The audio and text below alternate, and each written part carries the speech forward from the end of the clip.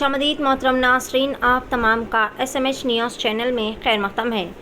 आज बतारीख़ 13 मई बरोज़ पीर को चूँकि लोकसभा इंतख़ाबात मुनक़िद किए गए हैं, इसीलिए तमाम राय दहिंदे अपने कीमती वोट का इस्तेमाल कर रहे हैं। अंबरपेट असम्बली हल्के से BRS पार्टी के MLA कालेरू वेंकटेश ने अपने अरकान ख़ानदान के साथ Saint Paul school booth number 95 पर अपने कीमती वोट का इस्तेमाल किया, जो कि गोलनाका डिवीज़न तुलसी नगर कॉलोनी में मुनक़िद किया गया था। कालेरू वेंकटेश ने तमाम राय दहिंदों से दरख्वास्त की है कि वो अपने अपने वोट कास्ट करें और अवामी हुकूमत की तश्कील में हिस्सा लें। पेश है नुमाइंदा रिपोर्टर सैयद अब्बास रज़वी की SMS न्यूज़ चैनल के लिए यह ख़ुसूसी रिपोर्ट।